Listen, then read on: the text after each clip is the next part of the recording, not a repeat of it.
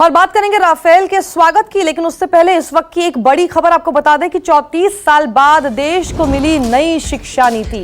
Cabinet ने नई शिक्षा नीति को मंजूरी दे दी है।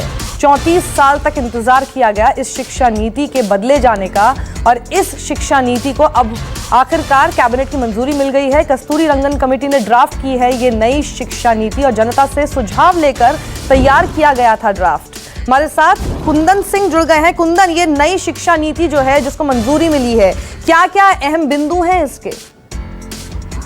देखिए, पहली बार एक 3 दशक के बाद ही देश में शिक्षा नीति आई और 3 दशक में उदारीकरण के बाद जो नई चुनौती आई थी निजीकरण को लेके, तमाम तरह के स्कूल, कॉलेज, वस्तुओं से लेके, सिलेबस से लेके, इन तमाम चीजों को समाहित किया गया है।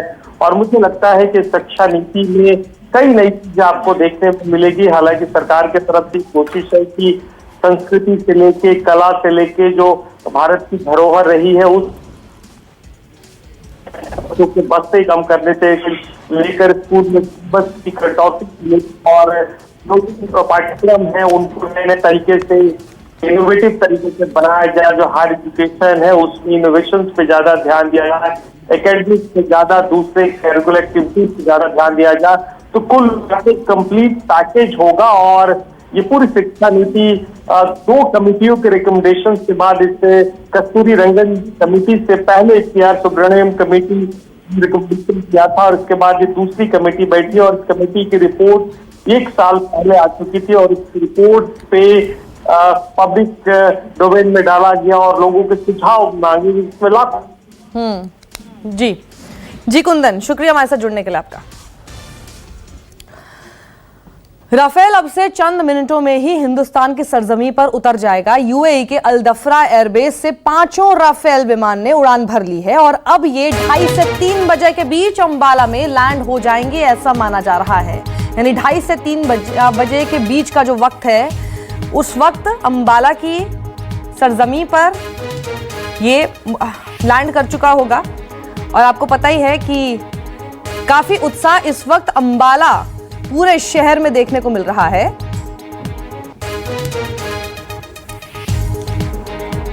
तो इस वक्त हमारे साथ अंबाला से हमारे पॉलिटिकल एडिटर रमन कुमार मौजूद हैं और साथ ही दिल्ली से हमारे साथ मनीष कुमार हैं। मनीष, शुरुआत में माना जा रहा था शायद 1 से 3 बजे के बीच में लैंडिंग हो सकती है, अब बहुत ज्यादा प्रिसाइज टाइमिंग सामने आ गया है, 2:30 से 3 बजे के बीच में। बिल्कुल, और आपको बता दें कि संयुक्त अरब अमीरात जो है वहाँ के जो टाइमिंग 11:30 के वहाँ के मुताबिक 11:30 के आसपास 5 राफेल विमान ने टेक ऑफ किया है साक्षी। और ये हम उम्मीद कर रहे हैं कि राफेल विमान जो है 2:30 से 3 यानी 2 के बाद जो है 2:30 से 3 के बीच में माना जा रहा है कि यहाँ पे ये टचडाउन होगा। और जाहिर तौर पर आपको सबसे और एक महत्वपूर्ण बात बता दूँ कि C-130 हरक्यूलिस जो ट्रांसपोर्ट विमान है, जब गुजरात में जो गुजरात में जैसे ही ये 5 राफेल विमान दाखिल होंगे उनको ये एस्कॉर्ट करते हुए आएगा। तो ज़ाहिर तौर पर ये C-130 हरक्यूलिस विमान इसको एस्कॉर्ट करेगा और 5 विमान अल जाफरा जो एयरबेस है वहाँ से वो टेक ऑफ कर चुका है और 2:30 से 3 के बीच में जो है अंबाला एयरबेस पर 5 राफेल की लैंडिंग होगी, जहाँ पे खुद वायुसेना प्रमुख RKS भदौरिया मौजूद होंगे इन 5 राफेल विमान की अगवानी करने के लिए साक्षी। और रमन हमारे साथ इस वक्त अंबाला से ही मौजूद है। रमन, हालांकि जिस जगह पे आप मौजूद है वहां पर तो धारा 144 उसके आगे से लगी हुई है, लोगों को इजाजत नहीं है बाहर निकलने की, लोगों को इजाजत नहीं है अपनी छतों पर जाने की, लेकिन दूसरी तरफ से जो तस्वीरें अंबाला के पूरे बाकी शहर से आ रही हैं वहां पर उत्साह कुछ ज्यादा है। देखिए, जिस तरीके से राफेल लड़ाकू विमान के अंबाला आने के साथ ही लोग अपनी आंखों से उसे देखना चाहते हैं, लेकिन जो आदेश जारी किया गया है उस आदेश के मुताबिक वो वीडियो नहीं बना सकते या फोटो नहीं खींच सकते और यही निर्णय मीडिया पे भी लागू है। लेकिन सबसे बड़ी बात कि जब ये लड़ाकू विमान अंबाला की सीमा में प्रवेश करेगा तो उस वक्त जो एयरपोर्ट है उस एयरपोर्ट की तस्वीर हम नहीं दिखा सकते, लेकिन एयरपोर्ट से बाहर की तस्वीर दिखा सकते हैं और उसकी आवाज़ है वो हम दर्शकों तक सुना सकते हैं। और इसीलिए आप देखिए कि यहाँ पे मैं आपको नज़ारा दिखाना चाहता हूँ कि जितने भी यहाँ पे मीडिया के लोग हैं वो अपने कैमरे में ऐसी इन तस्वीरों को कैद करना चाहते हैं और लोगों के बीच में काफ़ी जिज्ञासा है, कौतूहल है कि जब 5 लड़ाकू विमान राफेल यहाँ पर आएगा, अंबाला के एयरबेस पर आएगा, तो वो अपनी आंखों से देखना चाहते हैं, क्योंकि इसके बारे में अब तक देश और विदेश में चर्चा ज़्यादा होती रही है, राजनीतिक तौर पर काफ़ी ज़्यादा चर्चा होती रही है। लेकिन ये आज का दिन भारत के इतिहास में काफ़ी महत्वपूर्ण है और कहा जाता है कि बड़े बड़े जो एक्सपर्ट हैं उनका ये मानना है कि राफेल के भारतीय वायुसेना के बेड़े में शामिल होने के बाद भारत की ताकत काफ़ी बढ़ेगी। खासतौर पर चीन के साथ जिस तरीके का अभी विवाद है, उस विवाद के रहते राफेल एयरक्राफ्ट के शामिल होने के बाद भारत अपनी ताकत में सिर्फ इजाफा ही नहीं करेगा, पाकिस्तान और चीन को करारा जवाब देने की स्थिति में भी रहेगा। जी, आप दोनों हमारे साथ बने रहें। इस बीच में बता दूं कि हमारे साथ दो खास मेहमान भी इस वक्त मौजूद हैं। रिटायर्ड विंग कमांडर अनुमा आचार्य जी हमारे साथ हैं, स्वागत है आपका मैम, और retired wing commander Ashish Saxena ji. अनुमा जी, सबसे पहले मैं आपका रुख करना चाहूंगी। वैसे तो कहा जा रहा है कि 2000 किलोमीटर पर आवर की इसकी स्पीड होगी, लेकिन वो मैक्सिमम स्पीड है। क्या आपको लगता है कि वहां से जो हमारे पायलट इसको लेकर आ रहे हैं वो किस स्पीड को सबसे ज्यादा प्रिफर कर रहे होंगे लाने के लिए, ताकि हर चीज एकदम परफेक्ट और सेफ रहे? आपने जो सवाल पूछा है इसका मैं कोई ऐसा जवाब नहीं दे सकती कि उनकी स्पीड उन्होंने क्या नियत की होगी, ये वही बेहतर जानते होंगे, क्योंकि उस जहाज को उड़ाने वाला हर पायलट इतना स्किल्ड होता है। वो हमारे 1% जो फाइटर पायलट्स हैं उसमें भी 1% सबसे क्रीम पायलट जो हैं वो हैं। और वो एक प्रोविजन ये भी है इस जहाज में कि लंबी दूरी पर फेरी करते समय वो ऑटो पायलट लगा सकते हैं। तो मैं नहीं मानती कि अभी उन्होंने कोई ऑटो पायलट मोड का इस वक्त इस्तेमाल किया होगा, क्योंकि अब भारत पास है और वो वहां से ऑलरेडी उड़ान भर चुके हैं। तो अब जो है उनके आने का इंतजार है। किस स्पीड पर वो तय करेंगे ये उनका अपने स्किल्स के ऊपर निर्भर है, उसके बारे में हम लोग कोई कमेंट नहीं देंगे। आशीष जी, जब मैं पढ़ रही थी कि आखिर जब लैंड करेंगे विमान तो प्रायोरिटीज क्या होंगी, इमीडिएट प्रायोरिटीज क्या हो सकती हैं, मैं चाहूंगी कि एक बार आप वो भी समझाएं। और उसमें एक टर्म आए कि जो फ्लाइंग क्रू और साथ ही ग्राउंड क्रू होंगे उनको हेड्स डाउन करने को कहा जाएगा। What does that mean? नहीं, जब वो लैंड करेंगे अंबाला में तो नॉर्मल लैंडिंग होगी, जैसे 5 एयरक्राफ्ट है जिसमें कि 2 जो है डबल सीटर है और 3 एयरक्राफ्ट सिंगल सीटर है। तो एक के बाद एक लैंड करेंगे। और क्योंकि ये बहुत लंबी जर्नी से आ रहे हैं, फ्रांस से आ रहे हैं, फ्रांस से यूएई से यहाँ आ रहे हैं, ये तो लास्ट लेग इतना बड़ा नहीं है। और बाकी जो सिक्योरिटी प्रिकॉशंस जो है वो उन्होंने ले रखा होगा। और वो जो है जैसी नॉर्मल लैंडिंग होती है, लाइक मिराज 2000 हुआ, जैसे हुआ उसी तरह की राफेल लैंड करेगा, उसमें कोई ऐसी कोई खास डिफरेंस नहीं है। अनुमा जी, तो जब से ये खबर सामने आई है तब से कई लोगों के मन में यही सवाल है, ताकि इसके जवाब भी ढूंढ लिए गए, इसके जवाब देने की कोशिश भी की, लेकिन तब भी सवाल बना हुआ है कि इतनी छोटी सी जगह में और इतना लंबे पूरा जो आपको डिस्टेंस तय करना है उसमें पायलट कैसे बजाय, ठीक है हमें पता है कि ट्रेनिंग बहुत होती है, लेकिन फिर भी कैसे मैनेज कर लेते हैं? देखिए, इसकी ट्रेनिंग शुरू से ही होती है। जिस दिन से एक पायलट भारतीय वायुसेना में जब वो पायलट प्रशिक्षण के लिए चुना जाता है, तो शुरुआती दौर में तो जब मैं एकेडमी में थी मेरे ख्याल से 180 से 200 घंटे की ट्रेनिंग होती थी उस समय साल भर में। लेकिन अब हो सकता है कि कुछ डिफरेंस हुआ हो। और उसके बाद पहला जो एयरबेस होता है, जो अलॉट होता है, तो उसमें ट्रेनिंग होती है। जैसे इसमें जो टीम लीडर हैं इस एयरक्राफ्ट के, उनकी ट्रेनिंग पहले मिग 21 बाइसन में हुई है। उसके बाद उन्होंने सुखोई 30 जैसा प्रीमियर एयरक्राफ्ट भी उड़ाया है। और अब उन्होंने फिर आगे चल के टैक्टिकल और एयर कॉम्बैट का उन्होंने बहुत ही गहन प्रशिक्षण भी लिया, अलग से लिया है। वो उन 1% में से है। तो उसके बाद अब जब वो आ रहे हैं, और दूसरी चीज ये है कि इसका कॉकपिट बहुत ही एयरक्राफ्ट का कॉकपिट पायलट फ्रेंडली है। मतलब जो आपने सुना होगा कि इसका जो हेलमेट है, उसके हेलमेट हेड अप डिस्प्ले में ही काफी कुछ मौजूद होता है। उसमें वार्निंग्स भी हैं, उसमें दूसरे तरह के जो एल्टीट्यूड वगैरह के जो संकेत है वो भी आ रहे हैं। उसके अलावा पायलट की लाइफ इस कॉकपिट के अंदर बहुत ही कंफर्टेबल है पुराने जहाजों की तुलना में। अदरवाइज फाइटर पायलट कोई कंफर्ट के लिए फाइटर प्लेन नहीं चलाता, लेकिन वहां पर जो उसका मिशन है उसको उसमें सहूलियतों के लिए बहुत सारी सुविधाएं हैं। जैसे पहले एक लंबी दूरी नहीं तय कर सकते थे, 2-3 घंटे की होती थी, क्योंकि ऑक्सीजन की सप्लाई सिलेंडर्स से होती थी या लिक्विड ऑक्सीजन बाद में टूटकर ऑक्सीजन के उसमें बनती थी। लेकिन इसमें अपने आप ही ऑन बोर्ड ऑक्सीजन जनरेटर है, उसके कारण पायलट को हमेशा प्यूरिफाइड ऑक्सीजन मिलती रहती है। उसमें थोड़ा ऑर्गन का भी परसेंटेज होता है, कुछ 5% नाइट्रोजन निकाल दी जाती है, तो इस तरह से पायलट को बहुत ही शुद्ध हवा मिलती है। दूसरी चीज, मौसम के बारे में उसे लगातार पता होता रहता है, क्योंकि जो इसका रडार है RBE2 active electronically scanned array, इसमें टारगेट की भी फोटो और वेदर की फोटो दोनों सामने के डिस्प्ले पर आ जाती है। इस तरह से बहुत छोटी छोटी कई चीजें हैं जो इंडिया ने मांगी थी।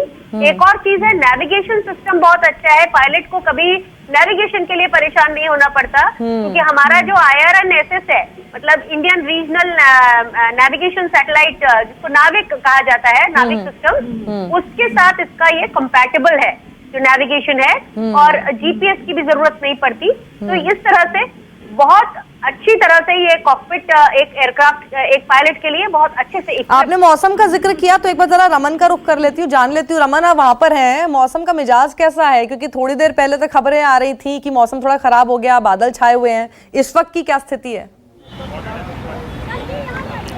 बिल्कुल साक्षी, आप कह सकते हैं कि ये खुशखबरी है कि अभी जो आपको मैं यहाँ का नज़ारा दिखाऊं, वो पूरी तरीके से धूप आई हुई है और कोई भी ऐसी आशंका नहीं है कि जब राफेल की लैंडिंग होगी उस वक्त मौसम ख़राब होगा, क्योंकि 2 से ढाई घंटे के अंदर राफेल के यहाँ पे आने की संभावना है। और इस बीच में जो मौसम का पूरी तरीके से नज़ारा देखने को मिल रहा है वो मौसम सही है। और एक बात मैं आपको और बताना चाहता हूँ कि राफेल के लैंडिंग के बाद जो इंतज़ाम यहाँ पे किया गया है वायुसेना की तरफ से, कि जो फ्रांस की कंपनी है, उस कंपनी ने करीब 227 करोड़ की लागत से यहाँ पे मूलभूत सुविधाएं तैयार की है, जो कि राफेल जहाँ पे रहेगा, राफेल को जहाँ पे पार्क किया जाएगा, वहाँ पे विमानों के लिए रनवे, पार्किंग के लिए हैंगर और ट्रेनिंग के लिए सिम्युलेटर शामिल है। यानी कि राफेल के आने से पहले इतना भारी भरकम इंतज़ाम यहाँ पे किया गया है अम्बाला बेस कैंप में। बिल्कुल, वो तो इंफ्रास्ट्रक्चर बिल्ड करने की ज़रूरत ही थी, और जब राफेल जैसा इतना हमारे लिए बेशकीमती एक लड़ाकू विमान इस वक्त आ रहा है। आशीष जी, देखिए, पहली बार नहीं है कि कोई लड़ाकू विमान हमारे देश में आ रहा है। वो अलग बात है कि हमेशा जब भी हम किसी जो भी लड़ाकू विमान आया हो, जब भी उसकी बात करेंगे, वो हमारे लिए लेटेस्ट वर्जन होता है, उसकी खूबियां पहले वाले के मुकाबले हमेशा ज़्यादा होती हैं। What was your Rafale moment? आपके लिए कौन सा लड़ाकू विमान था जो आपने उस वक्त वो राफेल मोमेंट की तरह जिया हो? नहीं, हमारे सामने जब उन्होंने एयरफोर्स ज्वाइन की थी तो जगुआर एयरक्राफ्ट आए थे 1977 में। उसके बाद जो है मिराज जो आए हैं वो 1987 में आए हैं, 10 साल के बाद में। और ये Su-30 का इंडक्शन जो है लेट 90s में हुआ है, 97-98 में। तो हर एक में करीब करीब 10-10 साल का फर्क रहा है। और 97 के बाद जो है उसके बाद कोई एयरक्राफ्ट का, फाइटर एयरक्राफ्ट का इंडक्शन नहीं हुआ। और ये करीब सोच लीजिए 20-22 साल के बाद जो है राफेल जो है हमारे यहाँ आ रहा है। तो ये डील जो है बहुत लंबा समय के बाद हुई है। और ये दुनिया का सबसे अच्छा जहाज है, फाइटर एयरक्राफ्ट है, क्योंकि अभी तक अगर आप कंपेयर करेंगे, क्योंकि ये मल्टी रोल एयरक्राफ्ट है, इसमें जो है आप इसको ग्राउंड सपोर्ट में यूज कर सकते हैं। आप जो है बिल्कुल सर, ये बहुत इंटरेस्टिंग बात है, और मैं इस पे आपसे बात करना भी चाहती हूँ। चीन के J-20 से भी इसको जरा कंपेयर कर लेंगे। पाकिस्तान जैसे F-16 को बहुत ज्यादा उसके नाम पर दम भरता है अपना, उससे भी इसको कंपेयर कर लेंगे।